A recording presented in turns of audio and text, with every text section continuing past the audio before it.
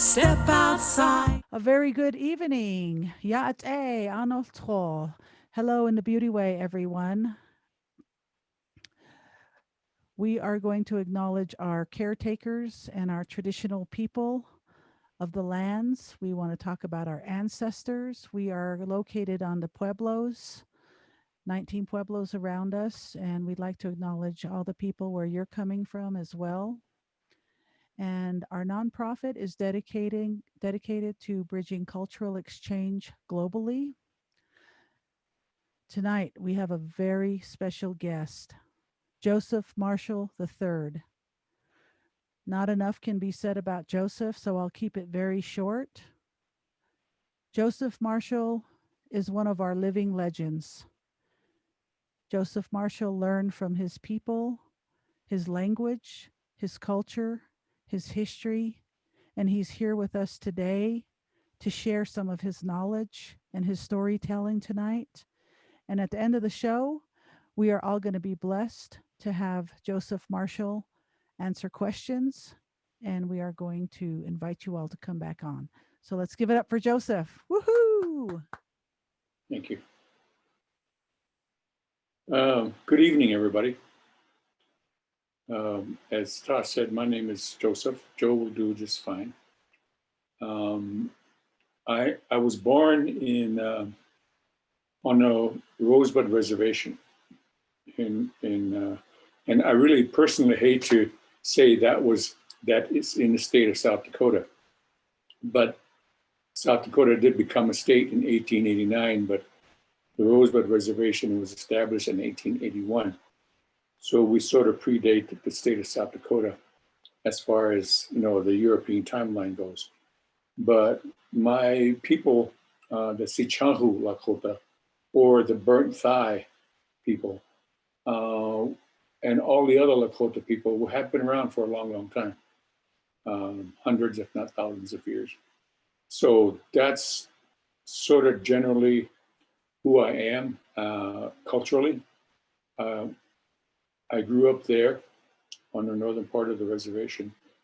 And fortunately for me, I was given to my maternal grandparents.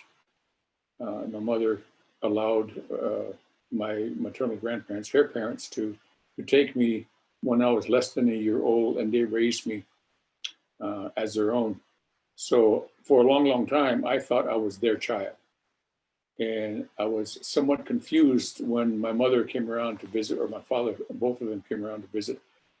As a young child, you can imagine, it was kind of confusing as to who they were, because as much as my grandparents tried to correct me when I called them Ina and Ate, or mom and dad, and they corrected me to calling them grandma and grandpa, I still didn't understand what the situation was, which is fine. It wasn't a big problem in the end. Then later on, I found out what the circumstances were.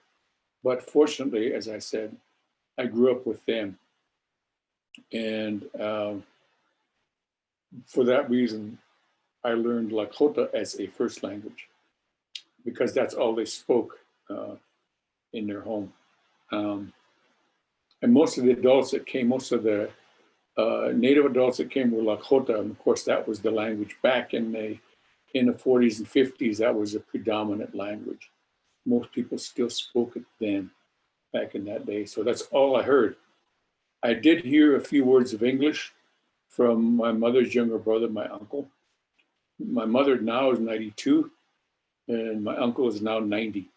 But he was in high school, and he would come home to visit. He was at a boarding school. So he was my first teacher of English, because he would say names and phrases in English, and that's how I got started to learn English. And it really didn't matter to me, because my world was my grandparents and that place, which was about 150 square miles along the Little White River in on the northern tier of the reservation. And that's where I grew up.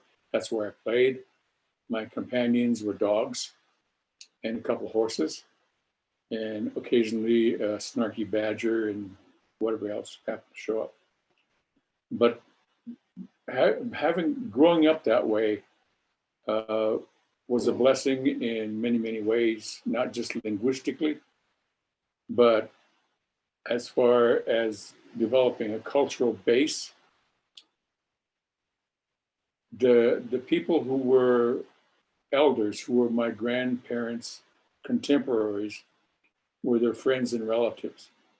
And all of them, or most of them, were in their 60s, 70s, and 80s, and even older, believe it or not. And all of them spoke Lakota. All of them were knowledgeable about culture, obviously, and certainly about history, and certainly about, you know, what life was like before the Lakota moved up into what is now South Dakota in 1877. My grandparents, keep in mind that their parents, my grandmother was born in 1900, my grandfather was born in 1888, for example. Or at least he thinks it was 1888 because that was the day before birth certificates. So I think that was more or less a guess. So my point is their parents were born in the 1860s and 1850, late 1850s. So that generation, their parents, my great-grandparents, had more of a direct connection to what was going on in those tumultuous years during and after the so-called Indian Wars. So they were, for me, a direct link to my own history, personally and culturally. So it was a blessing on several levels. And perhaps one of the most fortunate aspects of growing up that way was everybody was always willing to teach me something or tell me a story or have a conversation with a little boy. And sometimes in a lot of gatherings, I would be the only child or just one of a very few. So it was like being a captive audience. And the two regrets that I have is that I didn't have the kind of recording devices we obviously have now. So what I remember comes from memory. And the other regret is that it was over much too quickly.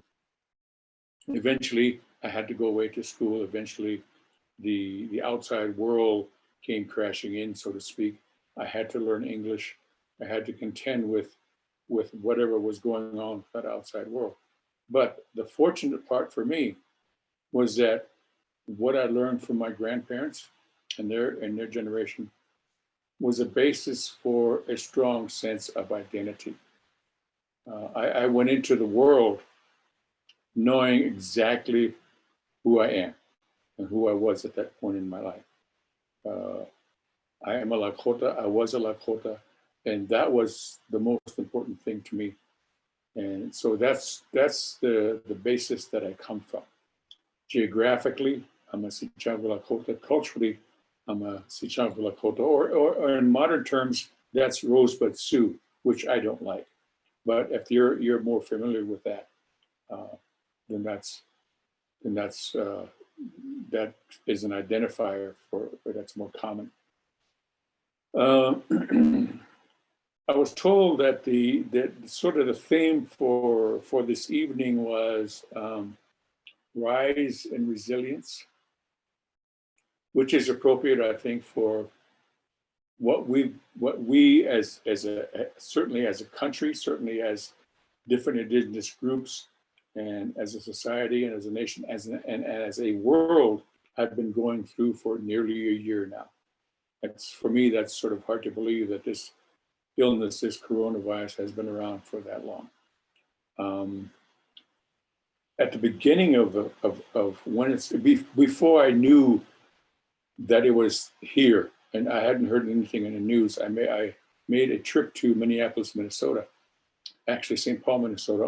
I flew up there one day, talked to groups of kids at two alternative schools for Native kids, and then an evening presentation at the University of Minnesota, and then I flew home the next day. And then once I was back, then of course the news started filtering in that there was this virus that had come from China and it had a potential to be very deadly. And that was quite an understatement, as we all know now.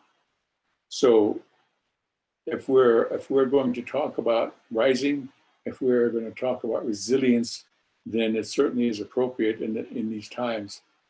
And I'm sort of taken back to stories of the 1918 Spanish flu epidemic. And I know about it because my maternal grandmother's younger sister died of that illness when she was only 16.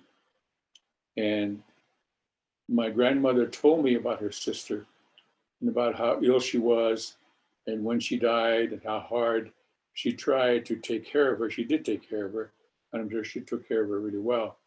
But she told me that illness was something that was worldwide. It was happening all over the world. And it certainly happened in our part of the world up on the Northern Plains. And for me, the story was very personal because my great grandmother Emma, who lived to be only 16, died a few months after she contracted the illness.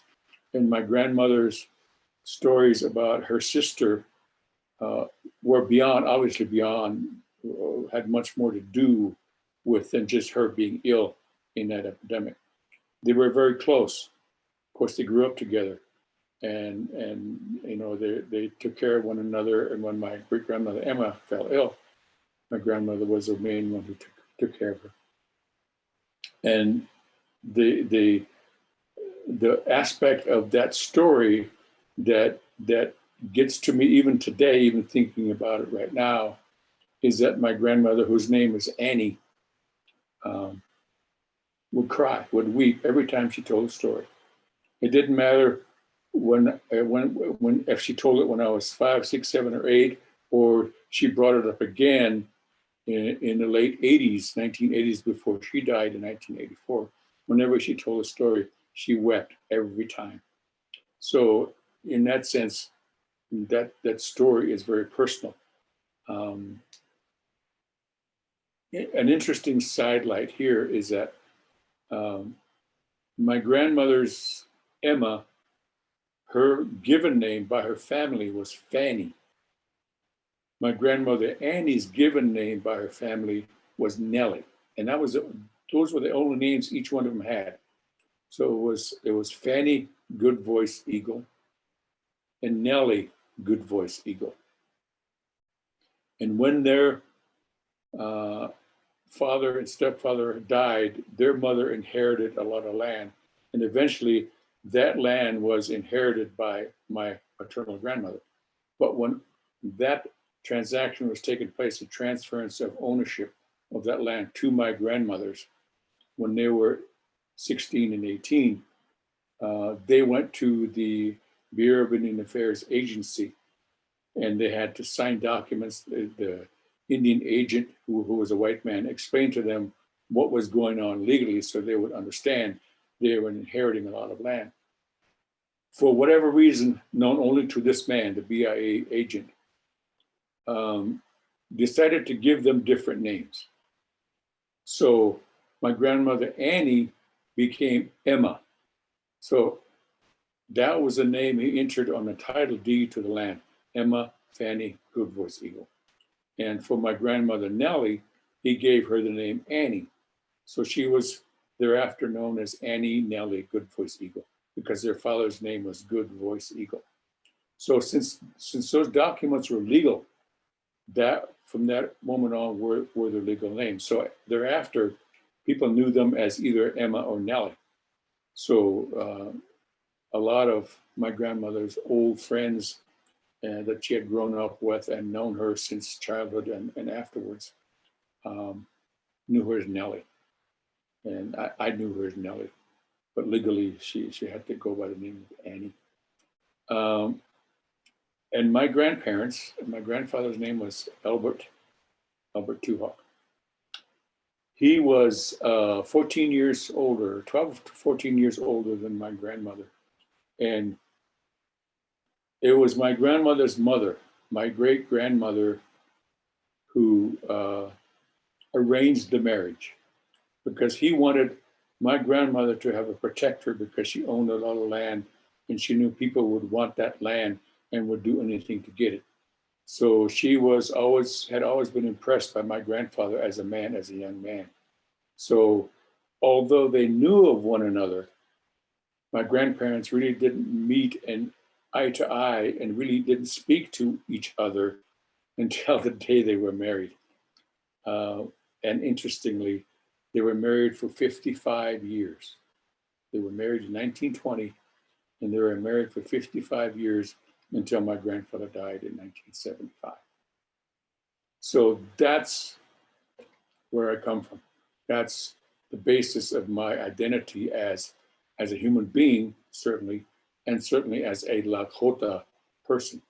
They were strong people, my grandparents, and that whole generation were very, very strong and resilient people.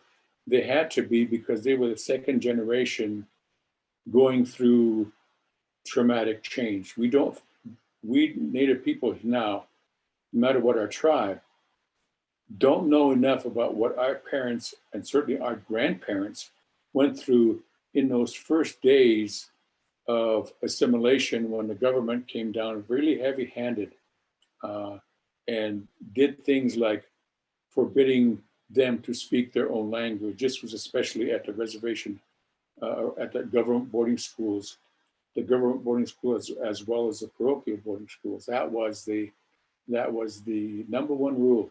You did not speak your own language, and punishment was doled out if somebody broke that rule. And many people did break the rule in spite of the fact that they knew they were being punished. Talk about resilience. And it was those resistors and those who stood up for their culture by speaking their language. Those kind of people are the ones who are responsible for passing the language and the culture from one generation to the next. Otherwise, we probably would have lost more of the cultures, especially up north, than we have had to that point. So our grandparents and our great grandparents certainly knew the meaning of resilience because they had to be. There was no other choice. There was, as I said, life under the control of the federal government, the Indian Bureau, the Bureau of Indian Affairs, and essentially of a lot of churches, mainly the Catholic Church, was not easy because assimilation was in full swing. And the government's stated policy, and those of us who are Native know this, and if you don't, you should. So my apologies for telling you something you already know, but it's worth talking about, and it's worth knowing our history, especially in terms of that we're able to be resilient. The government's mantra for that period of time was to kill the Indian and save the man. In other words, the Indian part of us, the Native part of us, the indigenous part of us, our culture, our languages, our values, our rituals, all of that was to them no good. They didn't want us living by those values. They didn't want us practicing our spirituality. And so they did everything in their power to take those away from us. So you can understand why out of now we have 500 and some identifiable, more than that, identifiable Native tribes, indigenous tribes and groups. You can understand why out of that nearly 600, perhaps more Native groups, that only about 160 of those groups still speak their native language. So the efforts of the federal government, the efforts of the Catholic Church and white missionaries in general did have an impact, unfortunately. But fortunately, there were enough people who remembered the ways, spoke the language, taught their children, and so forth. So I'm one of the lucky ones. I was born in 1945 and I grew up speaking the Lakota language. And unfortunately, I'm the last generation of first language speakers. There are that in a broad term. There are some of our children who know how to speak it, but not to the broad base that we did. So we're essentially the last, and as far as Lakota is concerned, probably the last first first generation Lakota speakers, first language Lakota speakers. And the fact that there are native cultures still existing in all of those tribes is a testimony to human resilience, and certainly a testimony to our specific resilience as individual indigenous tribes. And the reason I've been talking about this and sort of reminding us, those of us who know, is because of what's happening now. Globally, we're facing something that more or less happened, not the same illness, but happened on a similar scale back in 1917 and 18. Since then, nothing like this has happened. And I think the axiom, those who forget history are doomed to repeat it, is happening. Because even though historians and people who lived through it are trying to remind or teach the rest of us that this has happened before. And one of the sad stories back in 1918, the second wave of the influenza, because people got tired of isolating and people got tired of the restrictions that were put on them, and they decided to break free, as it were, and go out and mingle with others. And that gave the disease, the opportunity to come back in strength. And that second surge was what killed more people than the first. And maybe that's what's happening now. I hope not. I hope not. I just came back from South Dakota. And I had to travel, obviously, through Nebraska and Colorado. But I spent essentially the summer up in South Dakota listening to the news and sort of watching what was going on around relative to COVID-19. And the tribes were doing their best to prevent as many of their tribal members from catching the virus. They imposed restrictions. They set up roadblocks so that outsiders wouldn't come into the reservations, much to the anger of the governor of South Dakota and some of the people of South Dakota. She tried to take issue with the tribe's ability to protect themselves. And of course, in the end, she lost because she did not have the power to stop the tribes from setting up roadblocks. For a while, the isolation and the shutdown and those kind of things worked, but the tribes imposed the mask rule. And when I arrived up in South Dakota in June, the only people I saw wearing masks on the reservation and even off were Native people, were Lakota people. And other people, other non-Native people on the reservation were wearing masks. But once off the reservation, in the neighboring towns and in the rest of the state, where there were no reservations, no one was wearing masks. It's as if this coronavirus was not happening. And even though a few mayors, a few state leaders were trying to listen to science and suggest that people should wear masks, the governor was of the position that it imposed on individual freedoms. So, of course, now South Dakota or North Dakota are the states with the two highest incidents of more cases of COVID-19, because the political leadership is ignoring ignoring science. And once again, the only people wearing masks on reservations are the Native people, the Lakota people. And I think maybe that's because as indigenous people, we have known hardships and we have not forgotten. The stories live on with us. Some stories are like it happened just yesterday, because at least in my language of Lakota, there is no word for time. We do not have culturally the linear definition of time like Europeans do or the rest of the world does. We don't. There is no word for time. We have words for morning, evening, afternoon, night, and dawn, and sunset, and so on. But those are not words that denote time. Those are words that describe parts of a day. So, when we tell a story, we generally say a hunk which means a long time ago.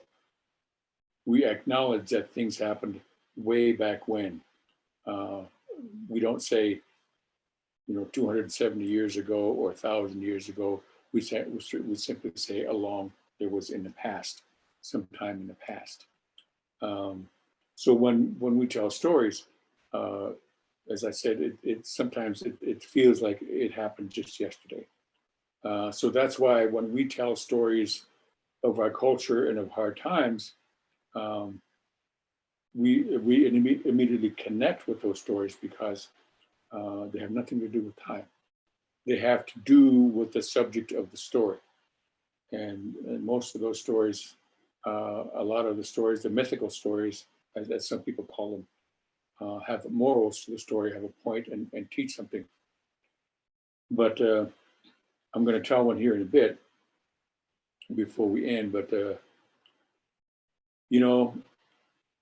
one thing that strikes me most of all, as someone who is part of what's happening now, who is a citizen of a tribe, who is a citizen of this country, and certainly a citizen of the world, like all of us are, I'm alarmed because a lot of people, and I don't know how many, I can't put numbers to it, I can't put percentages to it. A lot of people don't seem to care about our fellow human beings. Because putting on a mask is certainly a demonstration that we care about others. And we as indigenous people care about others because that was one of the basic values of our various cultures. We took care of one another. We cared about what happened to our families and their relatives and everybody else in the village and the community. We cared because we knew everybody else. We knew that whatever happened to them might happen to us, and that we were taught that we were part of the solution as well as we could be part of the problem. So having learned those values and having seen those values demonstrated in my childhood, more so than now, I'm appalled at how many people simply do not care for our fellow human beings. And right now I'm seeing, as far as politics is concerned, and of course, along with the pandemic, now we're embroiled here in this country in the middle of an election process, and we've got 6 days to go before we try to find solutions to a lot of problems. And one of the problems is the man who is, or the person, I hesitate even to call him a man, is the being that is occupying the White House and is using the title of president. I don't know about you all, and I don't know what your political proclivities are, but he is not my president for a lot of reasons. But there is a story that sort of illustrates what is happening. And in our culture, we have a character called Iktomi. Iktomi has sort of, dual personalities. On one hand, he's a very pitiful little being. On the other hand, he's sort of a trickster. And he can resort to either of his persona to get what he wants. And his twin brother is Ea the giant, and he's one of the characters, a creature that exists in some of our old creation stories. So I'm gonna briefly tell you a story about this character called Iktomi, and for the edification of the interpreters, he's a trickster. He is not to be trusted. He is a pitiful being, and he goes to any length to get what he wants. Iktomi is always hungry. He never has a home. He is not a hunter. He's not a gatherer. He is always hungry. He's always looking for a place to lay his head, and it's usually somebody else's abandoned home. And he's always looking for his next meal because he never does anything to set aside any food or make any preparations for the future. So that gives you a glimpse into this trickster's character. The trickster woke up one morning in a den in the hillside. And of course, it was somebody else's abandoned den. And the first thing that he felt when he woke up, which was late morning, not early morning by any means, were the pangs of hunger. And which was nothing new to him because he was always hungry. He was always hungry. He was a skinny, pitiful little being because he was not a good hunter. So the first thing on his mind was, what am I going to do about food? Where am I going to find food? And nowhere in those thoughts were any inclination to go out and hunt and do anything skillfully to procure food. He was going to rely on what he thought were wits to help himself, and unfortunately, he didn't have a lot of those. So he sat outside this den for a while and wondered what to do. And he looked around, and it was a nice day. It was not a cold day. And in the distance was a hill, so he would walk to that hill, to the top of that hill, and sat and looked around, and all he saw was more prairie and more hills, and certainly nothing in the distance that would indicate that there was any kind of food available easily.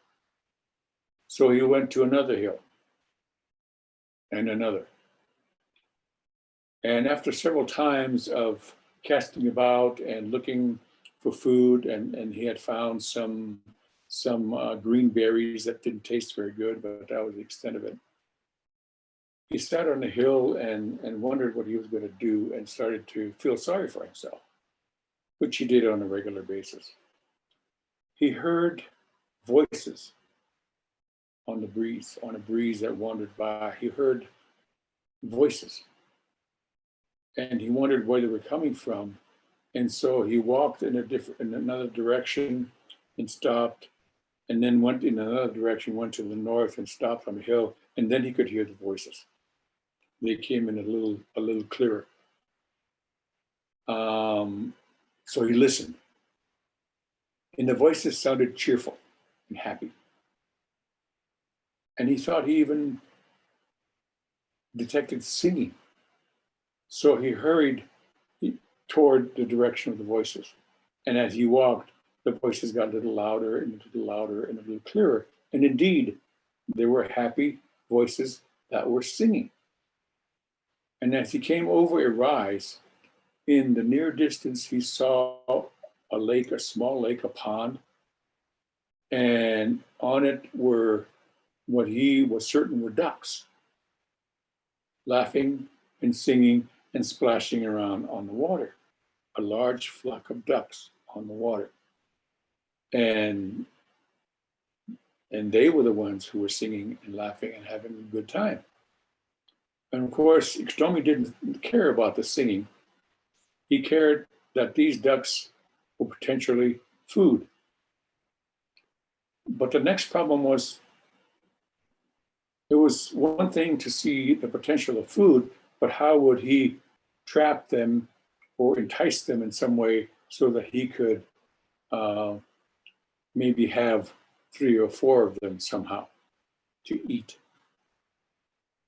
Well, he sat for a while and he thought, and slowly a plan began to form in his mind.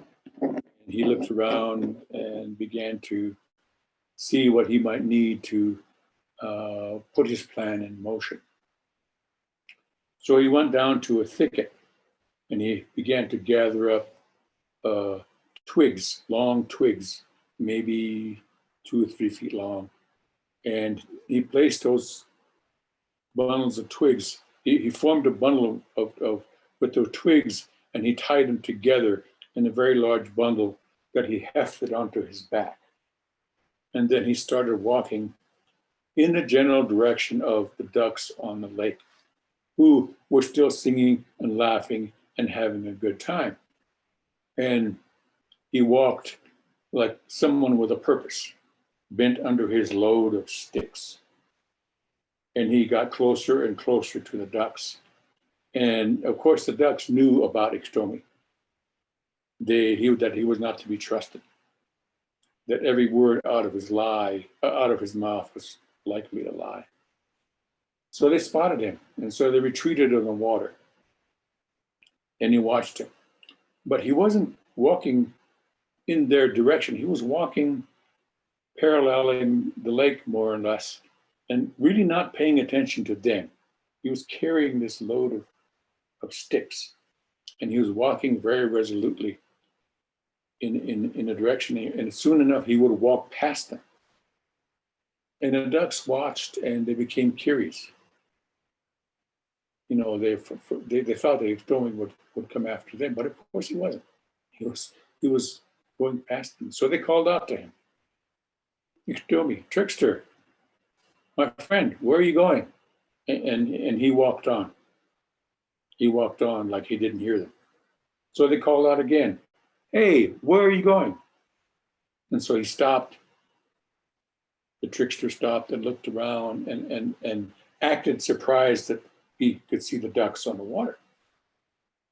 And he stopped and he pointed off toward the east. He said, "I'm going over here. I'm going to a very important ceremony.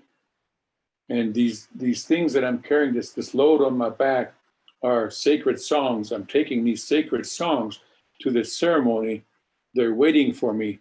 And he started walking again under his load. And of course, the ducks were intrigued because Iktomi was walking away from them, but that he had mentioned the ceremony in sacred songs. So they called out, "We want to go with you." And Iktomi stopped. No, you cannot go with me. This is a very, very sacred ceremony, and only those people who were specially invited can come, and that does not include you. And he turned around and started walking away. And of course, the ducks wouldn't take no for an answer. Their feelings were kind of hurt, as a matter of fact. And they went closer, they swam closer to the shore and called out, no, we want to go." And Iktomi said no. So the ducks didn't give up. So one of them said at least, "Well, if we can't go, then maybe you can sing us one of those sacred songs. We would like to hear one of those sacred songs." The trickster stopped. And he looked at the ducks, who were now closer to the shore. He seemed to be deep in thought, pondering their question.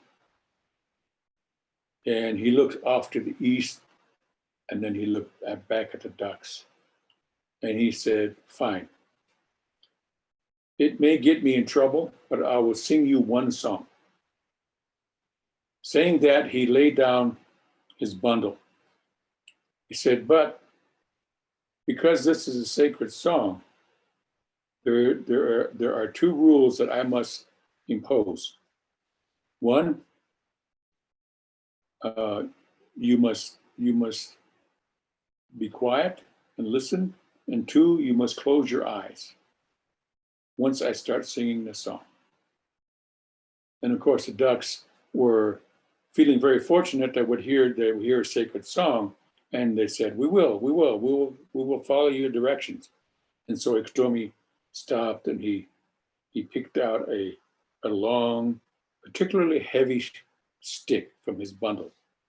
And he stopped and he said, okay, this is the song I have chosen. So now it is time for you to close your eyes because I will start singing.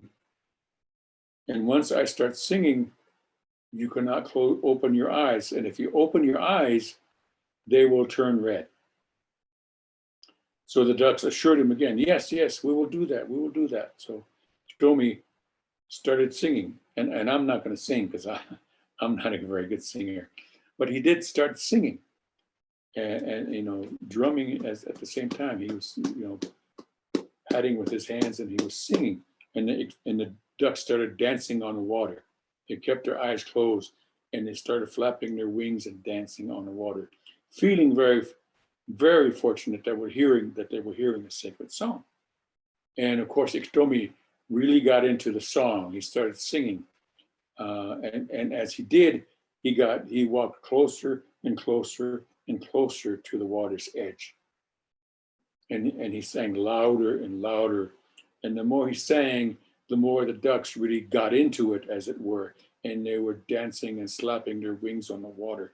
And Iktomi slowly waded into the water. And, he kept singing. And the ducks kept their eyes closed and they kept dancing.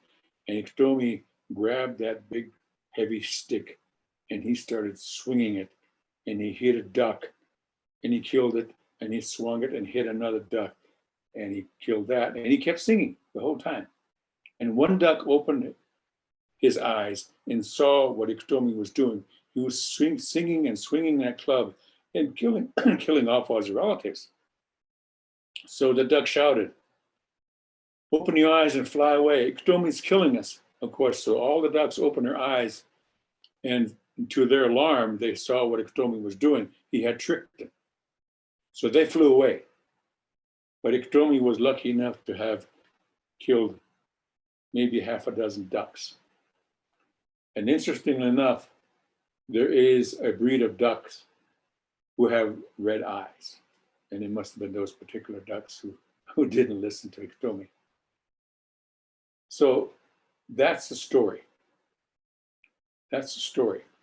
And it sort of coincides to something that happens every 4 years. All the politicians come out and tell their story and sing their songs and make their promises. That's what's happening now. But the main one has been singing the song for 4 years. And too many people have been listening to him.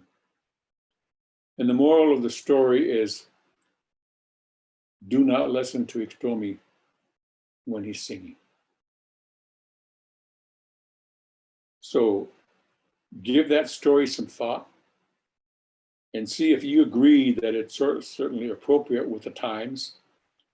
And hopefully we'll find some semblance of sensibility.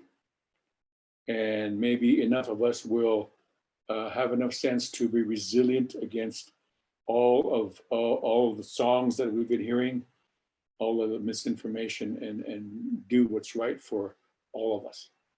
So that's my political stump speech for the moment. So I'm done, and I'm certainly will wait for the next segment. Thank you. Oh my goodness gracious. Thank you very much. Ahihet, Ayesabet, Joseph Marshall III. Thank you very much. And we love you. And we have been enamored with your stories tonight. Thank you. Before we continue, I'm going to just say really quickly, I have some announcements to make. Next week, we have a very special guest. We have Tiokasin Ghost Horse. He's going to grace us with his stories, his rising, his resilience. We met him in New York City many years ago, and very nice man. He's a radio broadcaster. He walks the red road in a big way. And check our IndigenousWays.org for more information. Right above me, you can see how to get onto our website. It's very easy, it's very user friendly. We have Wisdom Circle, wonderful speakers and guests, and we also have that's every Wednesday. And then once a month on the third Saturday, we have a musical performance. All of these have ASL interpreters, and this event is a free event. And we're grateful to say that our video is on our website. You will be able to see this video in the next 48 hours, and please share it. We want to share as much of this wisdom as we can of Joseph Marshall III, along with 55 other Indigenous presenters and artists. And you can also subscribe to our weekly newsletter at IndigenousWays.org. It's a click away. Just put in your name and your email, and you'll hear our events. All our virtual events have ASL interpreters, and we're so grateful. They are free. We would not be doing this without our sponsors. We worked quickly when this coronavirus epidemic happened. Our festivals were canceled, our events were canceled. We reached out to our donors and said, "Can we do this platform?" And they said yes. So we want to say a special thank you to National Endowment of the Arts, Westaff, Westaff Cares, New Mexico Arts, New Mexico Humanities and Council, and National Endowment of Humanities. Thank you all. We also would like to give a shout out to our board members who are spectacular human beings that are walking on this planet with us, our beautiful Mother Earth. And we'd also like to thank our individual donors that have found us on this platform. I'd like to just give a quick shout out to our beautiful trip, our beautiful mountain called Black Mountain Ziligine is what it's called. This mountain has never been assimilated in the ways of the colonial people. It's still traditional dirt road. We still have to haul water up there. There's still no running water. This is where I come from. This is where my grandmother's from. We have a list of items that were specially requested from our Chinle health worker. You can see all that on our website. And as we keep moving along, we're going to have our trip back up to Black Mountain for the 5th time. Next week, Friday, Elena and I will be driving up, and we have some beautiful volunteers in Santa Fe that are helping us put and organize all these boxes, water barrels, hand washing stations. We have blankets, gloves, scarves. If you want to donate and help, please go to our Indigenous Ways website, or you can send us a donation via PayPal. There's a YouTube also, youtube.com/Indigenous Ways. And there's also Twitter. You can like our social media as well. So I'm going to tell you, we put together a project, Native Women Swing States. We want to reach out to because we want all women to vote, all people to vote, really, because it is our right. We fought for it. We undertook this project we just finished, and we would like to take this moment to share the Native women voices, especially in swing states around the country, to all Native people, especially women. One moment, please.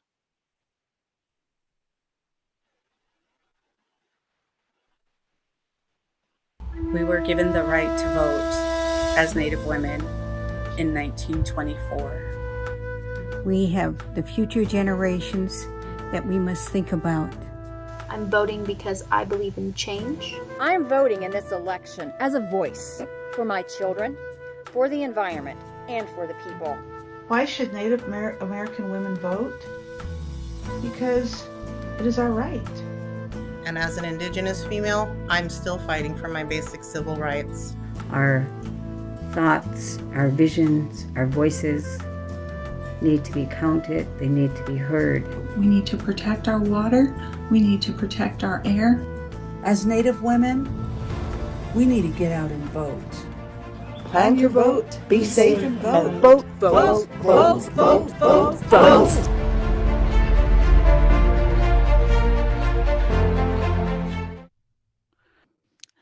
That is a project that we put together very quickly. I have to give credit to Elena for her countless hours on this deadline project. So I'm just going to say really quickly that can you believe it? National Congress of American Indians says 1 to 10% of Native Americans vote. 1 to 10%, get that around, let's get that around our head here. 34% of our communities of voting age are registered to vote. Let's say that again. 34% of the Native Americans, which is, I believe, 1% of this country's population, have even bothered to register to vote. We want that to change. We want that to change. If you have already voted, thank you. If you haven't voted yet, you need to walk your absentee vote to your county clerk's office. We encourage you, do not post at this stage in the game. There's some mail issues going on from what I'm understanding. We encourage you to take 3 of your friends and family who have not yet voted to go and vote. Give them a ride there. Show them how to do it. It's easy. It's simple. And if they haven't registered, get them to do that too. And get them to vote. We all matter. Our voices count. And so does our future generations who have yet to come. Our ancestors fought. The women's suffrage movement. The Native Americans didn't start voting. Black people didn't start voting until way into the game this country was formed. Okay, this country was here before, but please share this video with all your networks. It's free as well. You can find this video on all our social media pages, and we're happy to send it to you. Send us a chat with your email address or your Facebook information, and we will send this video to you. It's 58 seconds long, powerful. Okay, I want to invite everybody to come on in. Turn on your cameras, turn off your mute buttons. Let's talk to Mr. Joseph Marshall III. And real quickly, as everybody's joining on right now, Keely Purcell, thank you very much. On Facebook, Keely says, this is wonderful. And that's a terrible statistic that we just shared. It is substantiated. Kelvin Smith. We're going over here to Kelvin Smith. I am a huge fan and have an autographed copy of one of his books. When we have FaceTime, I'll tell you how I came to be an admirer of this amazing gentleman. If you notice, we equate Joseph Marshall III with some of the best oral speakers because of his diction. Not only is Lakota his first language, but his diction of the English language. If you don't believe me, buy his books. This guy can write. Judy Shapiro, I want to give a shout out to you. Thank you for your work with all the Native American people for the last 40 years. Judy is a part of the team that I'm opening it up. We'll talk about all this later, but thank you for being here, Judy. Let's go around and open it up. Candy, would you like to start? Absolutely. Hello, Joseph. Hi, Candy. So wonderful to see you and to hear your strong, powerful words, particularly in this time. I really appreciate your candor. And I have to thank you for keep going because it has served me well this year. And I've sent people to your video because it's so powerful in these times. Good, thank you. Thank you. Judy Shapiro. Hi. Hi, Judy. Good to see you all. I think Tosh was trying to tell me to say that I spent a lot of my summer defending those checkpoints over at Cheyenne River. That's my job. That's good. I'm glad. Glad to hear that. Yeah, it's the tribes there are standing up for the right to protect people in ways that the state is not. Right, exactly. Thank you, Judy. Thank you, Candy. Donna, would you like to say something?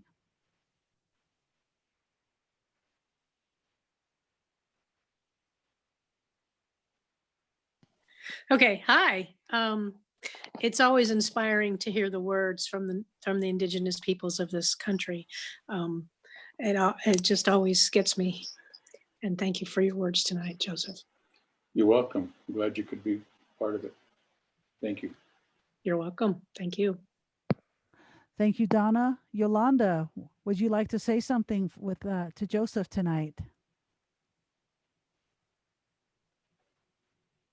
I learned so much about Native American culture. It was so inspirational to me. And I have to say that I am fascinated and I just want more. Wonderful, wonderful, heart-wrenching presentation. I'm so very touched. Thank you so much for sharing. You're welcome. Thank you. Oh, thank you so much, Yolanda. We're glad you joined us tonight. And I'm going down the list here. Mr. Richard, would you like to say some words?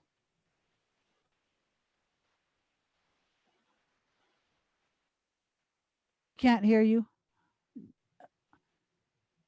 I came in a little late. I'm sorry about that. But Mr. Joseph Marshall, you do have the voice. You do have the knowledge. You are the elder, and I'm glad you're doing what you're doing. We need more elders to step forward. The youth need us. And we are, every day for me is Indigenous Peoples Day. And we all are part of the 7th generation. So now is the time. And I'm happy to see the youth doing what they're doing. We need more of it. Standing Rock really showed the world that the 7th generation really is here. That the Idle No More movement, as if Native people were ever idle. But I just want to say thank you. I want to hear more of you. I want to hear more elders come out. I've known a lot of the ancestors who've passed. I've been a very lucky white man. And I've been listening to the elder brothers and sisters ever since I was a kid. Because if you know kids, if they're not taught by their elders or by their parents, they can figure it out on their own. When I heard the stories of what was going on with Native people, I knew who was right. And it wasn't us. It was the Indigenous people who were right. You've always been right. And thank you. Thank you. Thank you very much, Richard. And thank you for the work you're doing as well. Your radio show and the poetry you're putting on in San Francisco. Thank you very much. I want to tell you, Joseph Keeley Purcell, or let's see, Keeley Purcell says, I'm a Winnebago tribal member and used to work in a bookstore in Rapid City. And your work was one that was always a bestseller. Mr. Marshall, thank you so much for sharing your story tonight about Iktomi. I could not agree more about the being in the White House. And I'd like to ask Arletta, our good friend from Lukachukai, if she'd like to share some words or donation.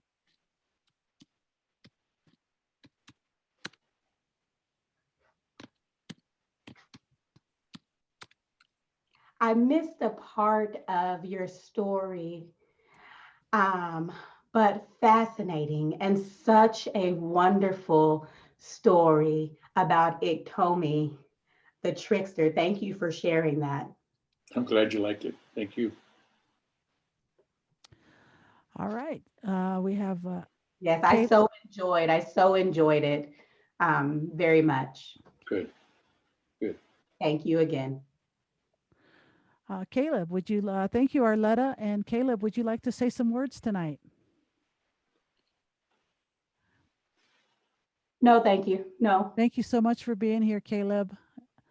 We really appreciate you, appreciate all of you.